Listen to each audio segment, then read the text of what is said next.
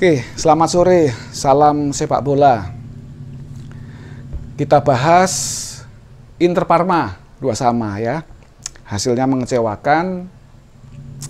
Ya harusnya memang Inter ambil ya match-match seperti ini, game-game seperti ini, karena kita tahu ya Parma ini kan lagi bermasalah di 5 match sebelumnya, dan memang kualitas dia ini kan setelah ditinggal Kulusevski, ditinggal beberapa pemain ya, Bruno Alves juga kayaknya nggak main ya gitu ya, itu jauh menurun gitu, meskipun mereka memang beli beberapa pemain yang kita juga nggak kenal namanya lah gitu ya.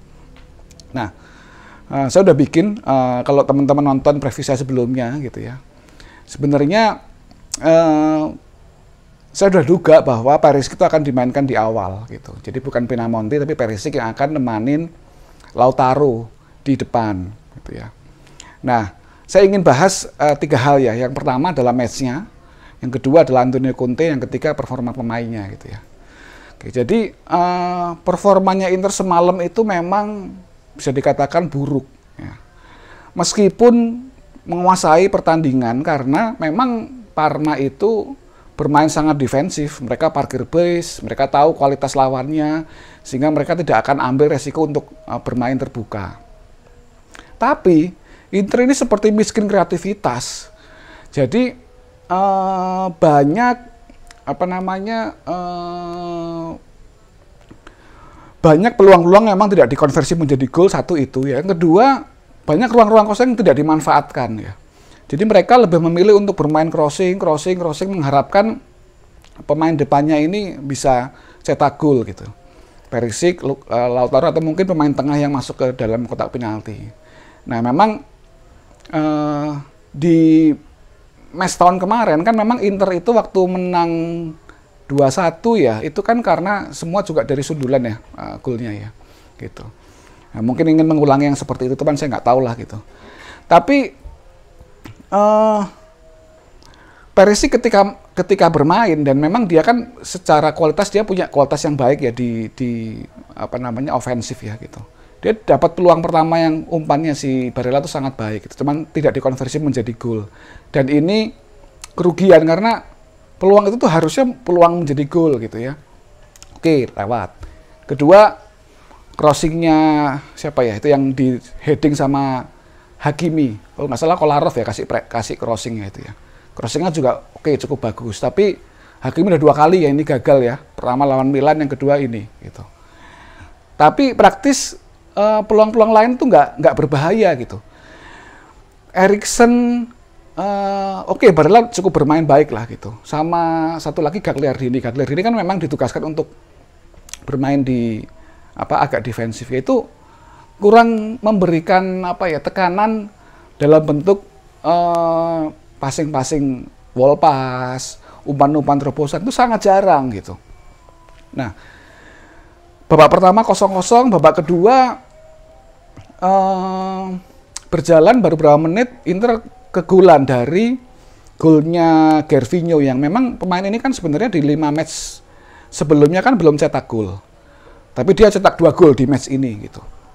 Nah, menurut saya itu kesalahannya Lautaro, satu karena dia sangat mudah kehilangan bola di match ini, dia berkali-kali kehilangan bola ya. Dan yang kedua, memang setelah si Hernan ini dapat bola, nggak ada yang melakukan pressing gitu, sehingga dia dengan sangat enak dia passing ke Gervinho gitu. Sedikit mencermati tentang defendernya Inter ya. Jadi kemarin pada waktu starting line up itu kan saya sempat lihat tuh, dan saya langsung tweet tuh, bener kan, Perisic main pertama, tapi defendernya ini bikin saya ketir-ketir gitu. Kenapa? Karena De Vrij itu kan memang dia relatif nggak pernah dipasang sebagai back tengah kanan. Inter biasanya memasang Skriniar atau memasang De Ambrosio. Tapi di match kali ini mungkin karena De Ambrosio masih kecapean, sedangkan Skriniar itu baru pulih dari COVID, sehingga memang harus ada alternatif lain. Tapi terlihat banget bahwa dia itu sangat canggung bermain di posisi itu gitu ya. Nah, gol pertama terjadi, lalu gol kedua ya, gol kedua itu berawal dari Iglesias itu ya. Jadi kalau kita tahu ya Gervinho ini punya kemampuan untuk mencari celah dengan speednya dia gitu ya. Tapi passingnya Roberto Iglesias ini sangat mudah gitu. Jadi Ranocchia itu juga tidak melakukan pressing dengan baik sehingga Iglesias itu bisa dengan mudah untuk memberikan umpan gitu.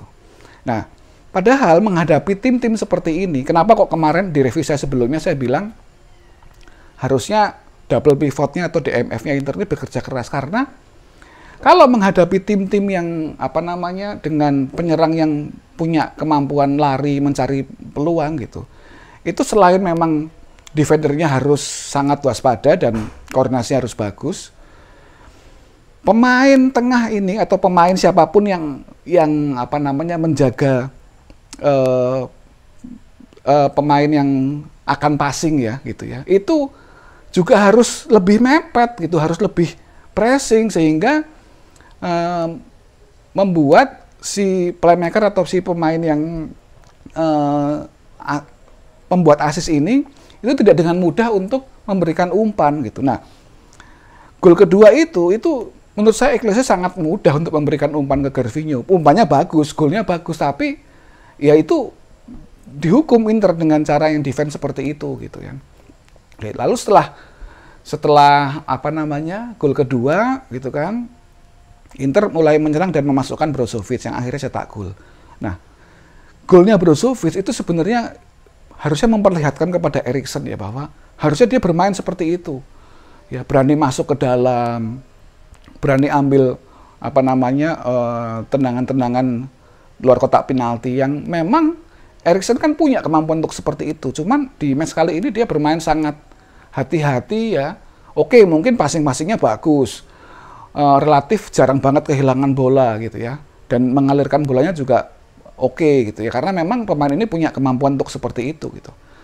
Tapi nggak ada movement di depan kotak penalti atau di luar kotak penalti yang membahayakan gawangnya Parma. Praktis setelah 2-0 ya, dan setelah golnya Brozovic ya, Inter itu bermain crossing terus dari kanan dari kiri gitu, seperti kehabisan akal gitu. Nah, ini kenapa saya ingin bahas mengenai Antonio Conte gitu. Ya. Jadi memang untungnya Perisic bisa cetak gol, dan mungkin kalau Vidal itu bisa bikin gol di menit terakhir ya, di menit ke-94 ya. Itu mungkin hasilnya jadi lebih baik, tapi ya oke lah, itu udah hasil yang sangat pantas lah untuk Inter gitu. Nah, Conte itu kan sebenarnya kalau saya udah bikin ya video saya sebelumnya itu saya bilang gitu bahwa pada saat rame-rame setelah lawan Atalanta di perandingan musim terakhir kemarin itu, kalau saya prefer Conte itu diganti gitu. Kenapa? Karena Conte kan meminta beberapa pemain yang sesuai keinginannya dia seperti itu. Cuman sebenarnya permasalahannya juga bukan cuman itu. Kenapa? Karena Conte itu, saya ngikutin dia di Juventus ya. Kalau ketika dia di Juventus dia hebat, oke, karena tim-tim lain hancur semua. Dan Juventus secara materi, secara kematangan tuh jauh lebih superior dibanding yang lainnya gitu. Sehingga sangat wajar ketika pada waktu dia ambil alih Juve, itu Juve dengan nyaman lah untuk Scudetto. Di Chelsea dia sukses, iya, di musim pertama ketika semua tim kaget dengan permainannya Chelsea yang dia merubah formasi menjadi 3-4-3 gitu ya. Dan itu juga di awal-awal juga dia juga keteteran kan sebenarnya gitu. Tapi setelah berubah formasi menjadi 3-4-3 menjadi sangat bagus, dan dia punya faktor Hazard di sini. Gitu. Nah, cuman di putaran kedua gitu ya, itu kan di tahun kedua itu kan juga hancur sebenarnya Chelsea mainnya, sehingga dia hanya peringkat 4 dan gagal gagal champion ya di IPL gitu. Nah, kekhawatiran saya itu sebenarnya gitu. Jadi menurut saya Conte ini jadi kayak nggak punya taktik lain, nggak punya alternatif lain ketika tim-tim itu sudah mulai bisa membaca permainannya dia gitu ya. Jadi itu yang saya khawatirkan sebenarnya. Kenapa kok saya bilang ya udah, kalau memang dia nggak bisa menuruti atau dia nggak bisa mengikuti Inter dengan kebijaksanaan Inter, ya lebih baik diganti gitu.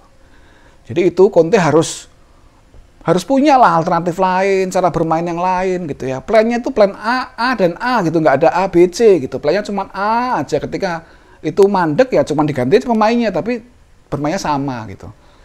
Itu yang menurut saya sangat mengecewakan lah dan terlihat ya di match lawan Shakhtar, di match lawan Milan, ya kemarin lawan Parma. Kenapa saya sampaikan ini? Karena ya ini pasti menjadi unek-unek Interisi semuanya lah gitu. Nah, yang terakhir, performa beberapa pemain Inter di match kali ini ya. Jadi saya nggak ingin menyalahkan De Vrij ya, meskipun mungkin kalau teman-teman lihat ini kesalahan De Vrij dan lain sebagainya, ya De Vrij juga manusia gitu ya. Tapi saya lebih mencermati performanya satu Eriksen ya. Eriksen ini sangat naik turun gitu, kadang terlihat oke gitu ya. Cuman memang belum memberikan kontribusi apa-apa gitu kan, meskipun secara passing, secara penempatan posisi dia oke gitu ya. Tapi gregetnya belum ada dan belum memberikan ancaman sama semua tim yang dihadapi Inter gitu. Belum kelihatan tendangan-tendangan jarak jauhnya, mencari posisi untuk mendapatkan peluang mencetak gol itu belum ada. Trupas-trupasnya juga belum terlihat gitu ya. Tuh. Itu Eriksen. Yang kedua, saya ingin mencermati penampilannya Lautaro ya. Oke, dia pemain muda, tapi Lautaro ini sangat mudah kehilangan bola. Berkali-kali dapat bola, hilang bolanya gitu ya. Dia mungkin harus bermain lebih simpel ya.